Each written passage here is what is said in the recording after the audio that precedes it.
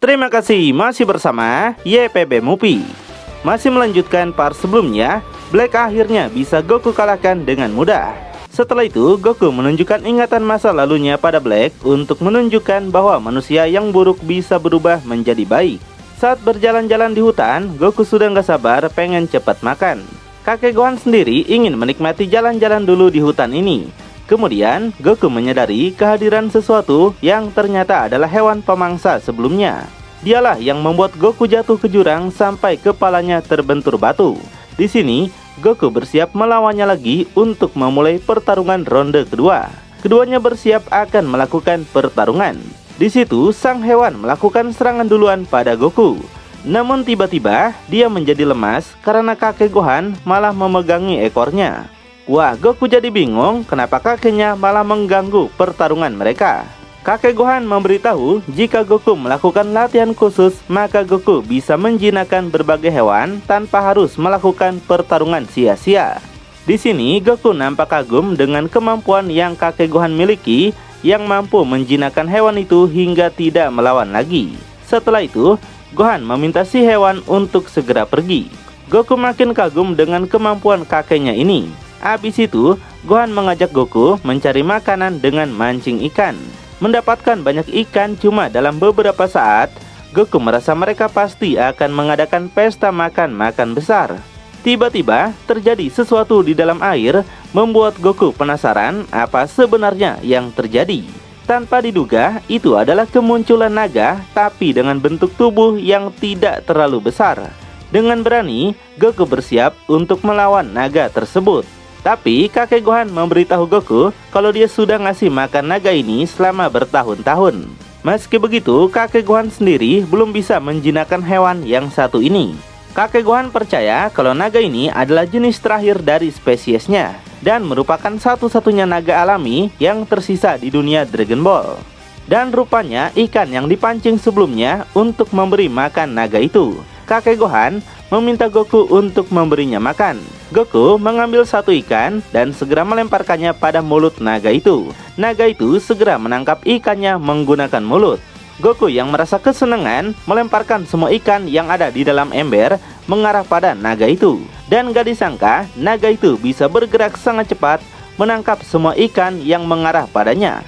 Naga itu sampai menyemburkan angin yang sontak membuat tubuh Goku sampai terhempas terguling-guling. Tapi Goku malah ketawa karena dia pikir itu menandakan naga yang sudah kekenyangan. Habis itu Goku coba mengusap naga itu dan berharap bisa menjinakkannya. Dan ternyata Goku berhasil menjinakkan naga tersebut. Tapi kakek Gohan menasehati Goku agar tidak mengabaikan naga itu karena naga itu bisa memangsanya. Jika Goku berusaha melawannya, maka Goku juga bisa dikalahkan. Namun, jika Goku menunggangi naga itu, maka Goku akan mendapatkan kekuatan serta kekuasaannya. Kakek Gohan memberikan tongkat Nyoi Boy pada Goku dan mintanya untuk tidak terbunuh. Goku sangat senang bisa mendapatkan hadiah dari kakek Gohan. Jadi dia segera menaruhnya di tubuhnya dan yakin bisa berguna dalam pertarungan. Kakek Gohan percaya kalau Goku pasti bisa melakukannya. Setelah itu, Goku segera melompat ke tengkuk naga itu, di mana mereka segera terbang memutari daerah hutan. Saking cepatnya naga itu terbang, Goku sampai nggak bisa membuka matanya. Tapi lambat laun, karena Goku ini bocah ajaib, dia akhirnya bisa tersenyum lebar dengan keberhasilannya. Kakek Gohan nampak cuma melihat Goku yang terbang menjauh. Setelah sore hari, Goku membawakan hadiah ikan besar untuk kakeknya. Mereka bisa makan enak malam ini. Sambil berjalan pulang, Goku penasaran berapa lama waktu yang kakek Gohan butuhkan untuk bisa menjadi sekuat sekarang. Kakek Gohan memberitahu itu membutuhkan waktu yang sangat lama. Di malam harinya, Goku merasa sangat kekenyangan setelah menyantap ikan yang sangat besar itu. Kakek Gohan senang melihat Goku. Lalu dia menyuruh Goku untuk segera tidur, di mana Goku ingin segera melakukannya. Namun saat tengah malam tiba, Goku diam-diam ingin pergi keluar di saat kakek Gohan tidur. Goku ingin membuang air kecil dulu dan setelah itu sedikit melakukan latihan seni bela diri. Goku ingin menjadi sekuat kakeknya. Namun tanpa diduga, malam itu ternyata adalah malam bulan purnama. Goku melihatnya dan tubuhnya langsung bereaksi. Secara perlahan, tubuhnya berubah menjadi bentuk Ozaru, yaitu monster kera raksasa khas bangsa Saiyan. Dan gak butuh waktu lama, Goku akhirnya berubah sepenuhnya menjadi Ozaru. Mendengar suara bising dari luar, kakek Gohan langsung terbangun. Jadi, kakek Gohan segera berlari keluar dan menemukan pakaian Goku yang sudah robek. Lalu, dia melihat kera raksasa muncul di hadapannya sambil mengamuk. Kakek Gohan sadar kalau kera raksasa tersebut pasti adalah Goku cucunya. Di saat kera raksasa itu menyerang, Gohan segera bergerak cepat untuk menghindar. Lalu, dia bersiap akan melakukan serangan balik sangat cepat. Tendangan yang Gohan lakukan berhasil mengenai Ozaru hingga kera itu kesakitan.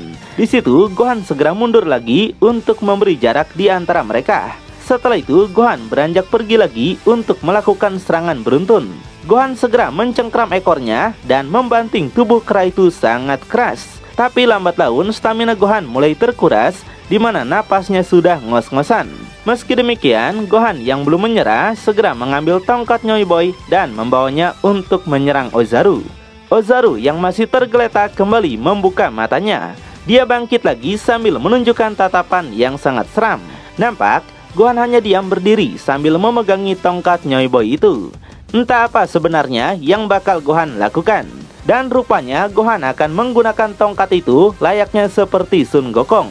Gohan melompat ke udara dan segera melepaskan serangan tongkatnya. Tongkat itu menghantam kepala Ozaru sangat keras. Ozaru sampai kesakitan dan berteriak sangat keras. Gak sampai situ, Gohan melancarkan serangannya lagi hingga tubuh Ozaru langsung terjatuh tidak berdaya. Gohan meminta maaf pada Goku, tapi dia nggak bisa membiarkannya menyakiti orang-orang yang tidak bersalah. Meski mendapatkan serangan secara terus-menerus, Ozaru masih bisa buat bangkit lagi. Dari arah jauh, naga sebelumnya muncul dan datang ke arah mereka. Naga itu datang menghentikan serangan Ozaru sampai tubuhnya melilit kera raksasa itu. Ozaru kesakitan menerima gigitan naga itu. Gohan mendapatkan sebuah ide, dia memanjangkan tongkatnya untuk pergi ke udara. Di situ Gohan mengepalkan tangannya dan menggunakan jurus andalannya, yaitu pukulan naga. Pukulan naga yang Gohan lepaskan tepat mengenai wajah Ozaru hingga menciptakan ledakan luar biasa. Dan nampaklah Ozaru berhasil dikalahkan hingga tubuhnya terkapar tidak berdaya. Meski begitu, Ozaru masih bisa untuk bangkit lagi. Dia bangkit dengan lebih ganas serta mengamuk di tempat itu. Gohan nampak mengapitkan kedua tangannya dan akan menggunakan jurus Kamehameha. Dia nggak pernah berpikir harus menggunakan jurus ini untuk mengalahkan Goku. Gohan mengumpulkan banyak energi di kedua tangannya di saat makhluk itu menyerang. Namun, Gohan segera melepaskan tembakan Super Kamehameha itu yang melesat sangat cepat. Laser itu berhasil mengenai Ozaru dan lagi-lagi menciptakan ledakan luar biasa dahsyat. Dengan usaha yang keras serta pantang menyerah, Goku akhirnya bisa dikembalikan pada bentuk manusianya lagi. Keesokan paginya, Goku ditidurkan lagi di rumah dan bangun tanpa mengingat apapun kejadian semalam. Goku mencium bau yang sangat enak dan segera berlari keluar untuk mencari tahu apa itu.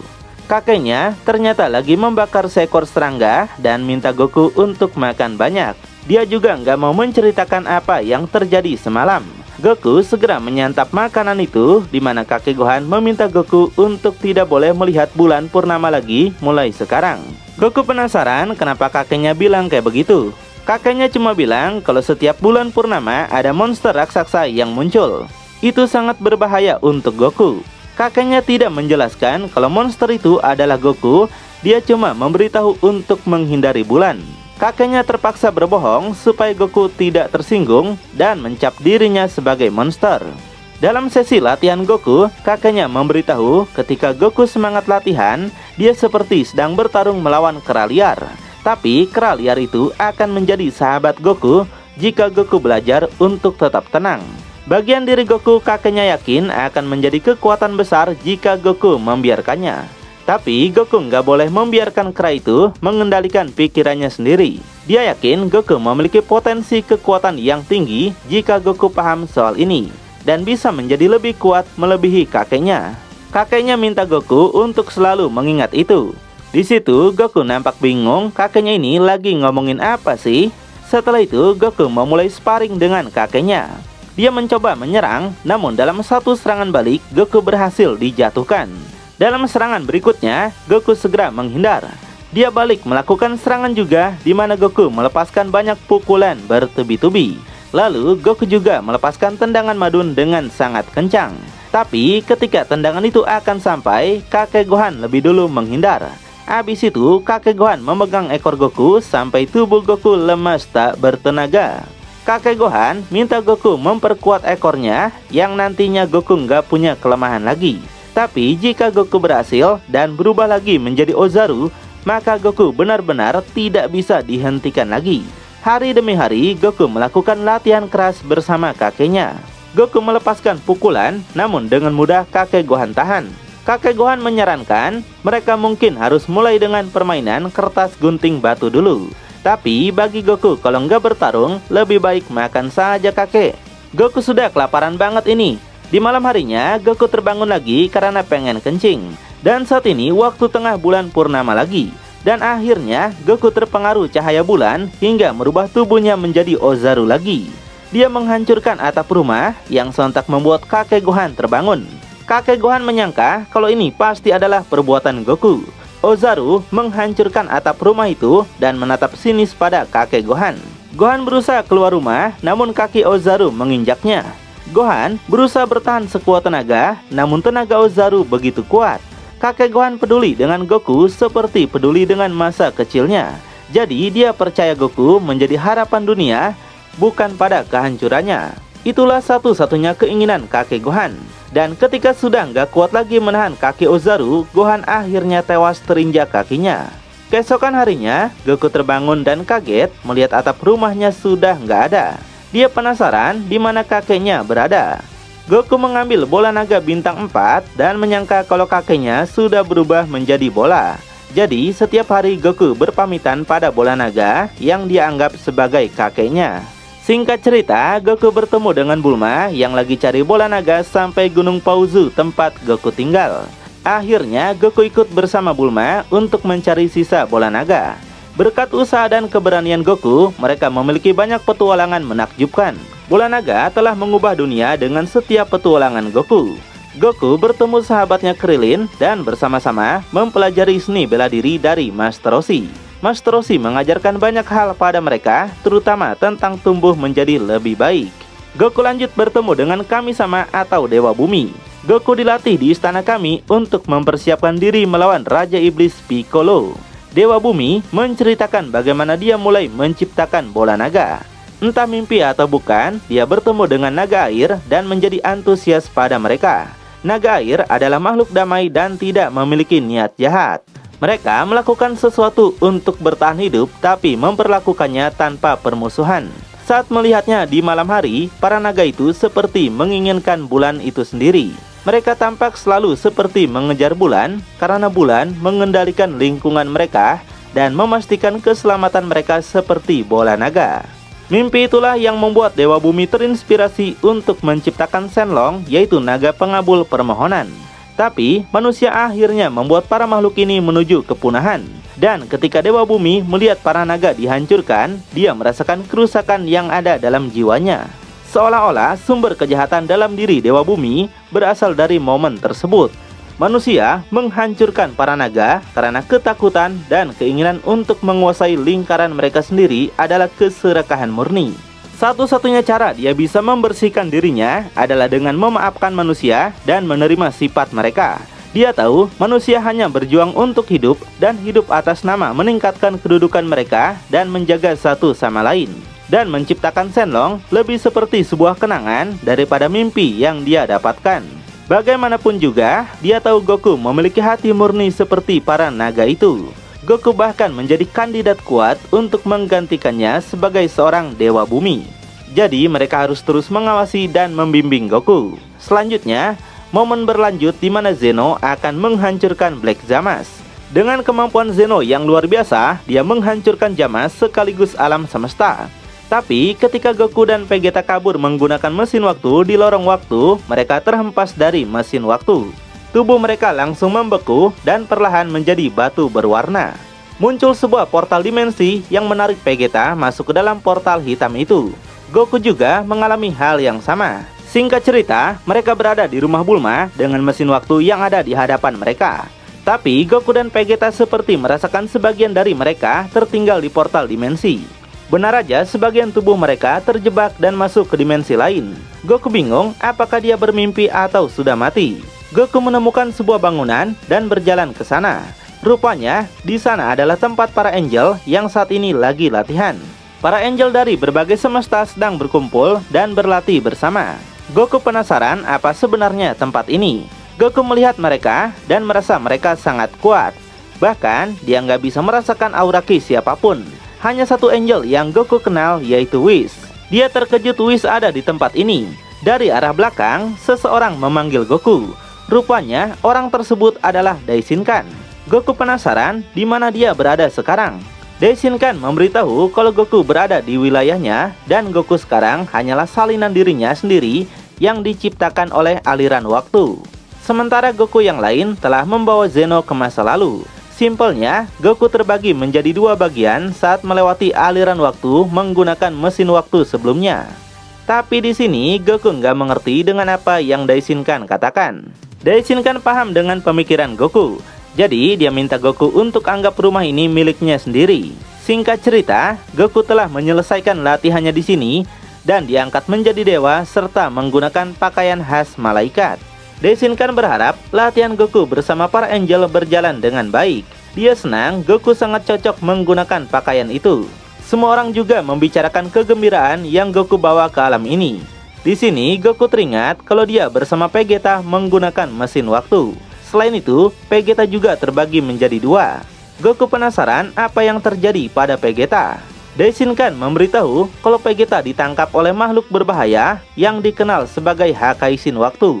Goku berpikir mereka harus menyelamatkan Vegeta. Tapi Daishinkan memberitahu mereka yang telah menjadi seorang angel harus selalu tetap netral. Secara alami, mereka berada dalam kontrol emosi. Tapi untuk Goku ada pengecualian. Daishinkan juga telah menelusuri masa lalu Goku dan mintanya mengingat apa yang Dewa Bumi katakan pada Goku dulu. Jika Goku tidak ingat, Daishinkan akan mengungkapkan kebenaran tentang sifat Goku. Simpelnya, standar malaikat untuk manusia tidak berbeda dengan raja segalanya menyukai Goku. Alasan ini tidak hanya Goku miliki banyak kesamaan. Pada dasarnya, Goku adalah puncak perkembangan makhluk panah. 1 jam dalam pandangan, Daishinkan telah memperhatikan efek yang Goku miliki pada orang lain. Goku memiliki bakat alami yang membuat orang lain bertindak layaknya seperti Goku. Seperti contohnya Heat yang berubah dari dingin menjadi biasa ketika bertemu Goku. Efek itu Goku selalu berikan pada setiap orang yang dia temui. Dan apa yang Goku punya adalah apa yang para dewa cari. Di sini Goku terkejut mendengar itu. Jadi Daishinkan ingin mengundang Goku menjadi raja mereka yang baru. Goku semakin terkejut mendengar itu. Dia merasa tidak cocok untuk menjadi raja bagi para dewa. Nah, alasannya karena semesta ini sudah tidak memiliki raja segalanya lagi karena Geno dibawa ke masa lalu oleh sisi Goku yang lainnya. Meskipun kita tahu kalau timeline ini adalah milik Trunks kedua bukan yang pertama ya. Intinya sama saja, Geno tidak ada di kehidupan ini. Jadi untuk hal ini, Daishinkan merasa nggak ada yang lebih cocok dibandingkan Goku. Sejak turnamen kekuasaan dulu, Daishinkan sudah mengamati kalau Goku membantu orang lain untuk menjadi lebih kuat dan mengembalikan alam semesta seperti sedia kala lagi. Dan sebagai raja, Goku dapat mengembangkan tatanan baru. Goku meminta maaf tapi dia nggak bisa melakukannya, terutama saat Vegeta sekarang dalam bahaya. Daishinkan tersenyum mendengar itu. Goku penasaran kenapa Daishinkan bersikap seperti itu. Rupanya Daishinkan membolehkan Goku untuk bertindak semaunya. Kembali ke masa sekarang, Black telah ditunjukkan semua yang terjadi dari mulai Goku kecil sampai Goku berubah menjadi Raja Omni. Black merasakan sesuatu yang sangat segan pada masa lalu Goku. Tiba-tiba muncul portal hitam dan keluar seseorang dari sana. Orang itu akan bantu mereka menjelaskan lebih singkat dan cepat. Black penasaran siapa lagi orang yang muncul ini. Namun orang itu nggak mau menjawab dan segera menunjukkan sejarah pada Black. Orang itu menunjukkan bumi pada Black. Sangat berlawanan dengan suku Barbarian, penduduk bumi tidak lagi menderita masalah yang Black amati sebelumnya. Semua itu berkat pengaruh Goku. Bumi kini menjadi peradaban maju sejak pengaruh Goku pada masyarakat. Mereka telah mengabdikan diri untuk menguasai seni bela diri. Sementara kekerasan yang Black amati pada suku Barbarian adalah hasil dari kebutuhan mereka untuk bertahan hidup. Kebutuhan untuk bertahan hidup adalah sebuah usaha yang pada dasarnya egois. Inti dari seni bela diri adalah untuk mengambil kebutuhan egois mereka untuk bertahan hidup dan memurnikannya sebagai sebuah perjalanan menuju perbaikan diri. Zamasu adalah apa yang para dewa inginkan dari manusia. Dan ini adalah hasil dari pengaruh Goku. Goku telah berhasil tanpa mencoba mengembangkan planet ini menjadi contoh terbesar dari perkembangan manusia sejauh ini di multiverse. Black semakin tercengang mendengar fakta tersebut. Black kemudian bersujud di hadapan Goku yang membuat Goku penasaran apa maksudnya. Padahal hal seperti ini bagi Goku nggak perlu dilakukan. Orang misterius kembali menjelaskan bahwa Hakaisin Waktu sebenarnya hanyalah ego dari orang misterius ini. Kebutuhannya untuk hidup dan kejahatan yang telah dia bersihkan sejak lama. Mereka bisa melihat segalanya melalui mata satu sama lain. Hakaisin Waktu sebenarnya mencoba menggunakan Black sebagai wadah bagi energinya yang gak terbatas. Black semakin sakit kepala mendengar fakta yang semakin ditunjukkan padanya. Di situ Goku segera memegang pundak Black dan mengajaknya berdiri. Goku minta Black untuk nggak usah bersujud di hadapannya lagi. Goku beritahu dia cuma ingin berdebat dan menjadi lebih kuat bersama-sama. Bagi Goku, Black adalah petarung yang sangat luar biasa. Pada akhirnya Black paham maksud Goas, itulah sebabnya dia meminta Black bertarung melawan Goku yang ternyata bertujuan merendahkannya dulu. Inilah yang akan terjadi pada manusia. Black jadi bingung bagaimana cara dia untuk menebus segala kesalahan yang dia perbuat. Goku beritahu kalau Black tidak bisa. Tapi Goku menyarankan Black untuk menjadi dirinya yang dulu saat masih menjadi Jamas. Dengan begitu, Black akan bisa menjadi lebih baik daripada sebelumnya. Sementara itu, bagian tubuh asli Black yang ada di portal dimensi masih menjadi beku. Hakaisin Waktu marah mendengar Black menjadi baik. Jadi, dia menggunakan kemampuannya untuk melenyapkan tubuh Black. Black langsung merasakan tubuhnya akan segera lenyap. Black penasaran apakah ini adalah akhirnya. Orang misterius memberitahu kalau bagian tubuh asli Black masih bersama Hakaisin Waktu. Jadi Hakaisin Waktu memilih melenyapkan Black karena Black sudah nggak berguna untuknya. Black merasa kalau kehancuran mungkin adalah takdirnya. Goku dan orang misterius itu nggak bisa melakukan apapun untuk menyelamatkan Black. Setelah Black lenyap, Hakaisin Waktu ikut menghilang yang entah mengapa seperti masuk ke dalam orang misterius itu. Di sini Goku menyadari sesuatu. Kemudian muncul Super Shenron di tempat mereka. Goku minta permohonan pada Super Shenron untuk menghidupkan kembali Jamas dan hidup menjadi lebih baik bersama Goas. Di tempat lain, Goas sedang melihat pertarungan Goku melawan Black. Jamas tiba-tiba muncul yang membuat Goas terkejut. Jamas membuatkan teh untuk Goas, berharap teh ini sesuai seleranya. Jamas juga meminta maaf pada Goas atas semua tindakannya selama ini yang merugikan banyak orang. Goas senang mendengar itu. Dia menanyakan kenapa dirinya memilih Jamas sebagai penggantinya. Goas selalu melihat potensi dalam diri Jamas dan bangga waktunya sebagai Kaioshin akan segera berakhir. Dan masa hidupnya hanya sekitar jabatannya selesai. Dia butuh pengganti yang lebih baik seperti Jamas. Jamas penasaran apakah itu tawaran untuk bergabung. Di situ Goas membuka anting Potara dan anggap ini hal yang sangat terhormat baginya. Keduanya menggunakan anting Potara dan akhirnya bergabung menjadi satu. Setelah bergabung menjadi satu, ditunjukkan bentuk baru antara Jamas dan Goas. Mereka akhirnya menjadi Kaioshin bersama. Goku menceritakan kalau itulah yang terjadi sekarang. Orang misterius memuji kerja Goku yang sangat luar biasa. Di planet Raja Kai, Trunks masih berbincang-bincang bersama Gohan. Dengan Goku yang melihat mereka. Ini mengingatkan Goku pada kakeknya sendiri yaitu Gohan. Dia sungguh merindukan Gohan dan berharap kakeknya baik-baik saja. Melihat dua Mai di sana, Goku seperti kenal dengan mereka. Goku ingat kalau Mai adalah teman dari Pilaf, tapi Goku nggak mempermasalahkannya lagi. Kemudian Trunks mempunyai sebuah ide dan memberikan anting Potara pada dua Mai. Dalam sekejap, dua Mai bergabung menjadi satu dengan bentuk yang nggak jauh berbeda. Dengan begini, nggak perlu dua Mai memperebutkan satu Trunks lagi, bukan? Goku kagum, ternyata ada cara seperti itu. Dua Mai yang benci pada ucapan Goku segera menyerangnya bertubi-tubi. Sedangkan kakek tua nampak terpesona melihat kecantikan Mai. Di situ, Mai menodongkan pistol pada jidat kakek tua. Mai nggak tahu apakah pistol ini bisa membunuh kakek tua, tapi dia yakin senjata ini bakalan sakit kalau terkena. Kakek tua sampai berkeringat dingin minta Mai berhenti. Tiba-tiba mereka dikejutkan dengan kedatangan para dewa. Yang datang ternyata adalah Goku yang sudah menjadi Raja Omni, Whis, Pados, serta Daishinkan. Trunks baru tahu kalau Goku adalah pria berjubah putih itu. Whis minta mereka untuk memberikan rasa hormat pada Raja Omni. Raja Kai saja gak percaya kalau Goku menjadi Raja Omni. Daishinkan menjelaskan Goku raja mereka sekarang telah berasimilasi dan beradaptasi dengan lingkungan para angel. Di situ Raja Kai terkejut dan segera minta maaf atas semua perkataannya. Goku katakan kedatangannya ke sini untuk memperingati mereka. Di situ Goku minta Whis dan Pados untuk menghidupkan kembali Goku serta Gohan di timeline ini. Habis itu Goku beritahu mereka kalau ada ancaman baru yang akan mengacaukan alam semesta. Jadi Goku ingin membutuhkan semua bantuan yang bisa dia dapatkan. Kemudian Trunks dibawa ke istana milik Dewi Waktu karena akan dijadikan tim patroli waktu. Entah bagaimana caranya dia bisa terpisah, mungkin dengan bantuan kekuatan para dewa. Trunks terkejut kemana para dewa penghancur. Sepertinya patroli waktu tidak diperlukan jika ada dewa kehancuran di sekitar. Dewi Waktu memberitahu kalau dia tidak memiliki dewa kehancuran bahkan sejak Aios pendahulunya. Lalu Dewi Waktu menunjukkan cincin waktu, di mana itu cara untuk melacak setiap garis waktu Hakaisin sebelumnya.